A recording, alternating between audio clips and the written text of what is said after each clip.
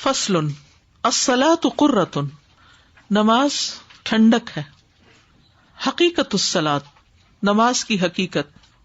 اچھا پہلے ہم اس کا ترجمہ سارا پڑھ لیتے ہیں ایک دفعہ تاکہ آپ کو پتہ چل جائے کہ اس باب میں ہے کیا، پھر میں تھوڑا تھوڑا ترجمہ کرتی ہوں. فصل نماز آنکھوں کی ٹھنڈک ہے. نماز کی حقیقت. بے شک نماز اللہ سے محبت کرنے والوں کی آنکھوں کی ٹھنڈک، توحید پرست لوگوں کی روحوں کی لذت، سچے لوگوں کے احوال کی کسوٹی اور اللہ کے راستے پر چلنے والوں کے احوال کا میزان ہے. یہ اس کی وہ رحمت ہے جو اس کے بندوں کو عطا کی گئی ہے. اللہ نے ان پر رحمت اور کرم کرتے ہوئے ان کی اس طرف رہنمائی کی ہے اور اس کی پہچان کروائی ہے تاکہ وہ اس کے ذریعے اس کی کرامت کا شرف اور اس کے قرب کو حاصل کرنے میں کامیاب ہو جائیں. اس کو بندوں کی نماز کی ضرورت نہیں ہے بلکہ یہ اس کی طرف سے ان پر احسان اور مہربانی ہے. اللہ نے اس کے ذریعے دل اور تمام اعضاء سے اطاعت طلب کی ہے. اس نے نماز میں دل کے حصے کو دونوں حصوں میں سے زیادہ کامل اور عظیم قرار دیا ہے، اور وہ یہ ہے کہ دل اپنے رب تعالی کی طرف متوجہ ہو، اس کے قرب سے خوشی اور لذت حاصل کرے، اس کی محبت سے آسودہ حال ہوتا ہو اور وہ اس کے سامنے کھڑے ہونے پر خوش ہو. وہ قیام کی حالت میں بندگی کرتے ہوئے غیر معبود کی طرف توجہ کرنے سے پھر جائے اور اپنی بندگی کے حقوق پورے کرے، یہاں تک کہ اس کی یہ نماز ایسے طریقے پر ہو جس کو اللہ تعالی پسند کرتا ہے. جزاک اللہ. لا ریبہ، اس میں کوئی شک ہی نہیں، ان الصلاۃ، کہ نماز، قرۃ، ٹھنڈک ہے، عیونی، آنکھوں کی، المحبین، محبت کرنے والوں کی. کس سے محبت کرنے والے؟ اللہ سے محبت کرنے والے. ایمان کی علامت کیا ہے؟ والذین آمنوا اشد حبا للہ. ایمان والے اللہ کی محبت میں سب سے زیادہ شدید ہوتے ہیں، سب سے زیادہ اللہ سے محبت کرتے ہیں. تو جو اللہ سے محبت کرتے ہیں، واقعی محبت، سچی محبت، ان کی آنکھیں نماز سے ٹھنڈی ہوتی ہیں، وہ نماز سے خوش ہوتے ہیں. ہم سب دعویٰ کرتے ہیں کہ ہم اللہ سے محبت کرتے ہیں، لیکن ہمارا نماز کا شوق کتنا ہے؟ ہم کتنی خوشی کے ساتھ نماز کی طرف جاتے ہیں؟ ہم اپنے آپ سے پوچھیں. دیکھیے بہت سی چیزوں میں ہم دعویٰ کرتے رہتے ہیں، اپنے آپ کو دھوکہ بھی دیتے ہیں. ہاں ہاں سب ٹھیک ہے، کیوں نہیں. اگر کوئی ہم سے کہے کہ تم اللہ سے محبت نہیں کرتے تو ہم فوراً ڈیفینسو ہو جائیں گے، ہم ناراض ہونے لگیں گے اور دلائل دینے لگیں کہ کیوں نہیں کرتے، ہم یہ بھی کرتے ہیں، ہم یہ بھی کرتے ہیں، ہم یہ بھی کرتے ہیں. لیکن اس کی حقیقت کیا ہے، وہ کتنی سچی بات ہے، وہ عمل سے پتہ چلے گا، یا پھر آپ کا دل گواہی دے گا کہ آپ کو نماز سے کتنی محبت. یہ چیزیں خود اپنا جائزہ لینے کے لیے ہیں، اپنا احتساب کرنے کے لیے کہ میرے اندر نماز کی کتنی محبت ہے. اب جب اگلی نماز آئے گی تو سوچئے کہ کتنے شوق سے میں نماز کی طرف جا رہی ہوں، یا کتنا بوجھ سمجھ کے. ہاں ظہر کی نماز 4 رکعت پہلے پڑھو، 4 بعد میں پڑھو، پھر 4 فرض پڑھو، اتنا ٹائم لگ جائے گا. کیونکہ ہمارے دلوں میں محبت ہوتی ہے کس چیز کی اس وقت؟ اگر لوگوں کے بیچ میں ہے تو لوگوں سے باتیں کرنے کی، اگر کھانا پینا ہے یا کوئی پارٹی ہے تو اس چیز کی فکر ہوتی ہے کہ ہم کہیں پیچھے نہ رہ جائیں، کہیں لوگ پہلے نہ شروع کر دیں. لیکن جس کو نماز سے محبت ہوگی وہ سب چیزوں سے بے نیاز، ریلیکس، خوش، وہ نماز کی طرف جا رہا ہوگا، اللہ سے ملاقات کرنے جا رہا ہوگا. تو اب یہ 2 حالتیں برابر تو نہیں ہو سکتی نا، کہ ایک وہ شخص جو مارے بندھے جا رہا ہے اور ایک وہ شخص جو خوشی خوشی جا رہا ہے. یہ دونوں بالکل مختلف حال پر ہیں. وَلَذَّةُ أَرْوَاحِ الْمُوَحِّدِينَ، اور لذت ہے روحوں کی، ارواح روح کی جمع ہے. الموحدین توحید پرست، جو توحید پر ہیں. نبی صلی اللہ علیہ وسلم نے بھی فرمایا تھا، حبب الی من الدنیا النساء والطیب، دنیا میں سے میرے نزدیک عورت اور خوشبو کی محبت ڈالی گئی، یعنی 2 چیزوں سے مجھے محبت ہے. وجعل قرۃ عینی فی الصلاۃ، اور میری آنکھوں کی ٹھنڈک نماز میں رکھی گئی ہے. سالم بن ابو جعد کہتے ہیں کہ ایک آدمی نے کہا کاش میں نماز پڑھ لیتا تو سکون پاتا. تو دوسرے لوگوں نے اس کو ایسے ٹیڑھی آنکھوں سے دیکھا تو اس نے کہا میں نے رسول اللہ صلی اللہ علیہ وسلم سے سنا ہے، آپ فرمایا کرتے تھے اے بلال نماز کی اقامت کہو، ہمیں اس سے راحت پہنچاؤ. تو یہ کیا ہے؟ لذت ارواح الموحدین ومحک احوال الصادقین، اور ایک ٹیسٹ ہے سچے لوگوں کے حالات کا، یعنی جو لوگ اللہ کے راستے پہ چل رہے ہیں، ایمان والے ہیں، ان کا حال کیا ہے، اس کا ایک کرائیٹیریا ہے محک۔ ومیزان احوال السالکین، اور اللہ کے راستے پہ چلنے والوں کے حالات کا ایک پیمانہ ہے جس سے ٹیسٹ کیا جائے گا، دیکھا جائے گا کہ کون کتنا آگے ہے اس راستے پر، کون کتنا سچا ہے اور کون کتنا اس راستے پر آگے ہے۔ اس کا اندازہ یہ شمار نماز کے حال سے کیا جائے گا کہ اس کی نماز کیسی ہے۔ وہی رحمتہ، اور یہ اس کی رحمت ہے، کس کی؟ اللہ کی۔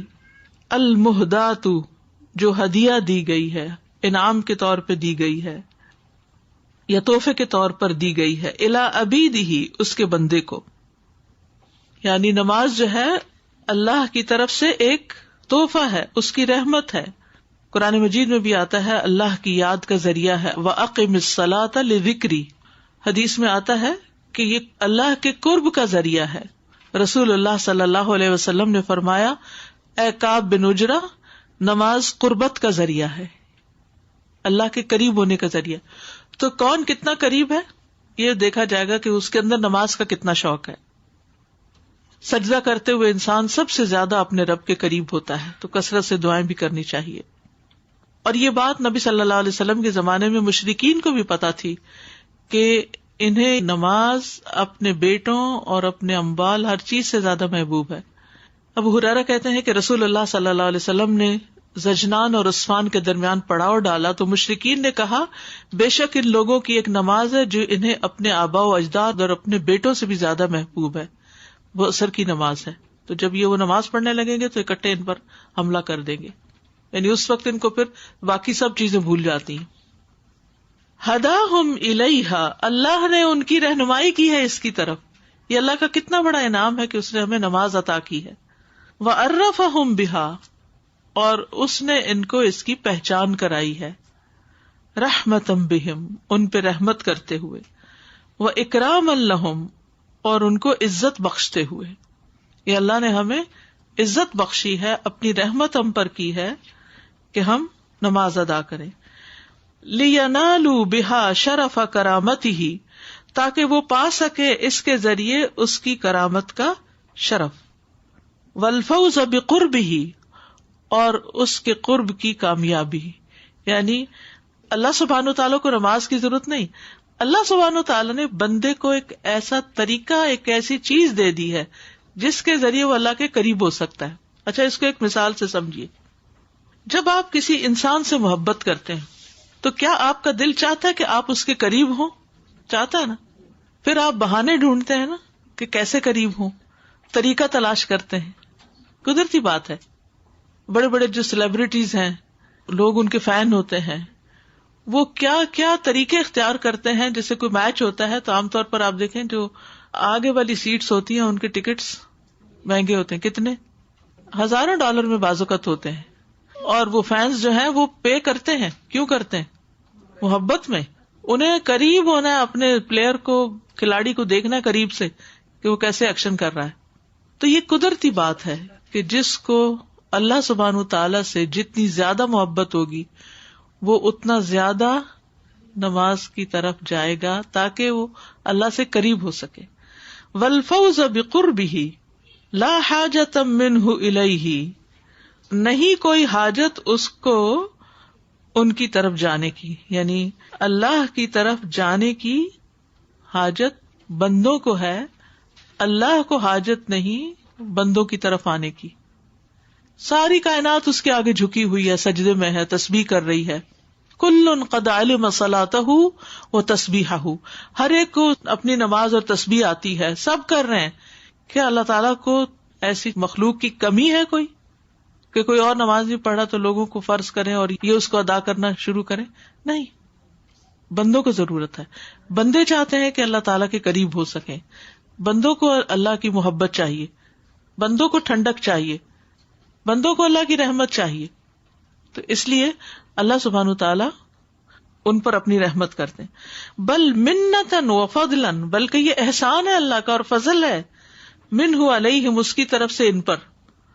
وتعبد بها القلب والجوارح جميعا، اور عبادت کروائی ہے اس کے ساتھ دل کو بھی اور جوارح کو بھی، جمیعاً سب کو. یعنی نماز کے ذریعے اللہ سبحانہ تعالیٰ نے دل اور باقی سارے اعضاء کو اپنی بندگی میں لگایا ہے. یہاں یہ جو انہوں نے دل اور باقی آرگنز کو الگ کیا ہے، یہ نوٹیبل ہے، قابل فکر ہے، قابل غور ہے. بعض لوگوں کے صرف اعضاء نماز پڑھتے ہیں، ٹھیک ہے نا، ہاتھ، زبان اور پھر پیشانی، وہ ان کے ذریعے کھڑے ہوتے ہیں، ہاتھ باندھتے ہیں، رکوع میں جاتے ہیں، سجدے میں جاتے ہیں، سلام پھیرتے ہیں، سارا جسم ہل جل جاتا ہے نماز میں. اور جب رکوع کرتے ہیں تو پورے اندر کے جو آرگنز ہیں وہ بھی جھک جاتے ہیں، سجدے میں بھی اندر کے آرگنز جو ہیں وہ ان کی ایکسرسائز ہو جاتی ہے. لیکن دل نہیں ہوتا ساتھ، دل اور چیزوں میں مشغول ہے، مسلسل کچھ اور ہی سوچے جا رہے ہیں، حتیٰ کہ یہ بھی یاد نہیں رہتا کہ کتنی رکعتیں ہو گئی. اور کچھ لوگ، ان کی نماز دل کی نماز ہوتی، صرف دل کی نہیں، اعضاء کے ساتھ دل کی. تو اس لیے بہت ضروری ہے کہ انسان اپنے اوپر یہ توجہ کر کے دیکھے کہ اس کی نماز کون سی نماز ہے، دل اور جوارح کی نماز ہے یا صرف جوارح کی نماز ہے.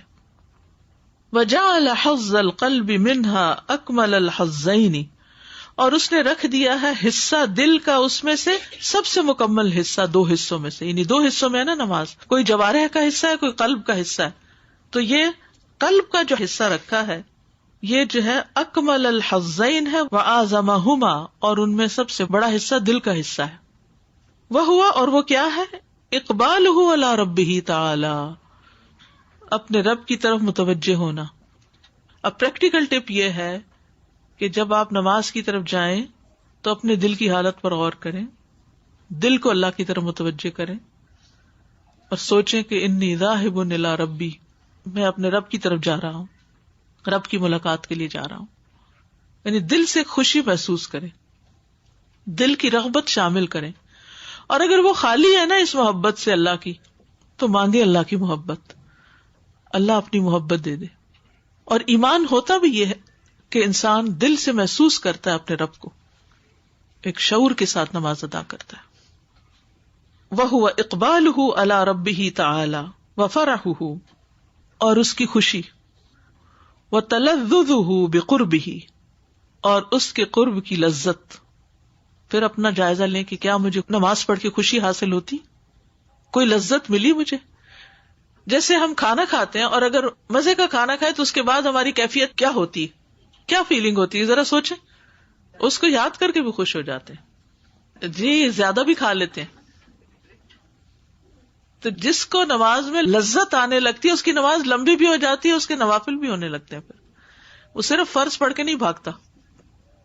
اور جیسے کھانے کے بعد ایک مزہ آ جاتا ہے نا، ایسے ہی نماز کے بعد ایک مزہ سا آ جاتا ہے. وَتَنَعُمُهُ بِحُبِّهِ، اور وہ نعمت پاتا ہے، خوش ہوتا ہے اس کی محبت کے ساتھ. یعنی اللہ کی محبت میں اور اضافہ ہو جاتا ہے. جیسے آپ کسی پسندیدہ انسان سے مل کر، جس سے آپ کو محبت ہو، اس انسان سے ملنے کے بعد آپ اس وقت بھی خوش ہوتے ہیں اور بعد میں بھی وہ یادیں باقی رہتی ہیں، خود بخود اسمائل کرتے رہتے، کوئی نہ کوئی بات یاد کرتے رہتے ہیں. وَابْتِهَاجُهُ بِالْقِيَامِ بَيْنَ يَدَيْهِ، اور خوش ہوتے ہیں، ابتہاج ہوتا ہے بہجت سے، رونق آ جانا کسی چیز کی. بالقیام بین یدیہ، اس کے آگے کھڑے ہو کر. وانصرافہ حال القیام بالعبودیۃ عن الالتفات الی غیر معبودہ، اور اس کا پھرنا قیام کی حالت میں عبودیت کے ساتھ، عن الالتفات الی غیر معبودہ، غیر معبود کی طرف توجہ کرنے سے، پھر جانا اور متوجہ ہونا معبود کی طرف. یعنی انسان قیام کی حالت میں بندگی کرتے ہوئے غیر معبود کی طرف توجہ کرنے سے پھر، یعنی سب کو بھول جائے. نماز میں کیا کرے، سب کو بھول جائے، اور آتے ہی سب یاد اس وقت ہے، بھولی بسری باتیں یاد آتی. حالانکہ ہونا کیا چاہیے کہ انسان اس وقت کہ بس اب مجھے نہیں سوچنا کچھ. اور یہ کتنی زبردست پریکٹس ہے، ہر قسم کے ہم، غم، فکر، پریشانی، کام کاج، ہر چیزوں کو اٹھا پھینکے بندہ اور صرف اللہ کی طرف متوجہ ہو جائے تو دن میں 5 دفعہ اگر انسان شعوری کوشش کے ساتھ اس طرح کی نماز پڑھے تو کیا ڈپریشن باقی رہ سکتا ہے؟ نہیں. تو اللہ نے دراصل یہ ذریعہ بنایا تھا ہمارے لیے، ہمارے ہی غموں سے چھٹکارے کے لیے، اور ہم اس طریقے پر جب نہیں پڑھتے تو پھر وہ فائدہ بھی حاصل نہیں ہوتا، غیر معبود کی طرف متوجہ رہتے ہیں. وَتَكْمِيلُ حُقُوقِ عُبُودِيَّتِهِ، اور اس کی عبادت کے حقوق کی تکمیل کے لیے، حَتَّى تَقَعَ عَلَى الْوَجْهِ الَّذِي يَرْضَاهُ، یہاں تک کہ نماز ایسے طریقے پر واقع ہو جس کو اللہ تعالیٰ پسند کرتا ہے. تو اس کے کی ورڈز کیا ہیں؟ الاقبال الی اللہ، ٹھیک ہے نا، اور اللہ کی محبت سے خوشی اور لذت اور دل کا سرور پانا، اور نماز کو اللہ کی پسند کے طریقے کے مطابق ادا کرنا. السلام علیکم. اس میں جو بہت کلک کرتی بات دل کی، کہ جیسے جوارے ہے کہ اطاعت اللہ تعالیٰ کو مطلوب ہے آپ کے دل کی، پہلے دل کی بات ہوئی اور پھر وہ اعضاء کی. تو جب آپ اس سے دوستی کرتے ہیں تو آپ کے دل میں پہلے اس کے لیے شوق پیدا ہوتا ہے کہ میں اس سے ملوں، تو تب آپ کے جو اعضاء ہے چلتے ہیں، جیسے پاؤں چلنا شروع ہو جاتے ہیں، پھر آپ اس کے پاس جاتے ہیں، ہاتھ ملاتے ہیں، سلام کرتے ہیں، پھر زبان چلاتے ہیں، بات کرتے ہیں.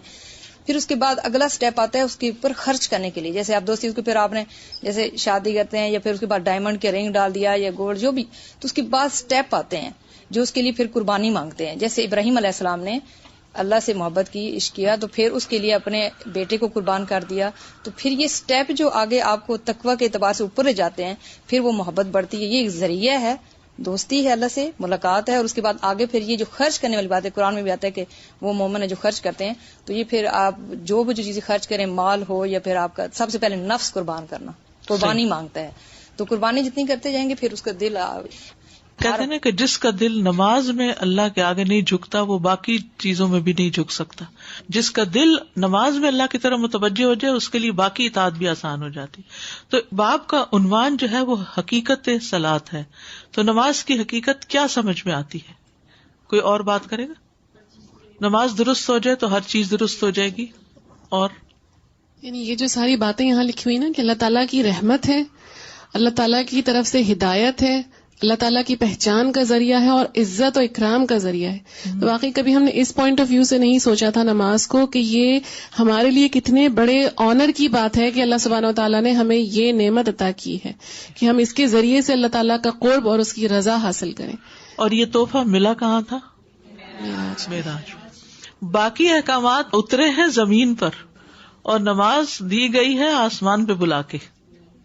اور میں یہ سوچ رہی تھی استاذہ کہ جو بھی بات ہوئی نا کہ ہم کہیں بہت عمدہ کھانا کھاتے ہیں یا کسی عمدہ شخص سے ملتے ہیں تو اس کی میموریز بہت عرصے تک ہمارے ذہنوں میں رہتی ہیں، لیکن ہماری کوئی نماز شاید ایسی نہ ہو کہ جس کے بارے میں ہم نے کبھی سوچا ہو کہ یہ میں نے بہت عمدہ نماز پڑھی تھی، یا اس کا تھوڑی دیر تک بھی اس کی جو خوشی ہے وہ ہمارے دل میں باقی رہے.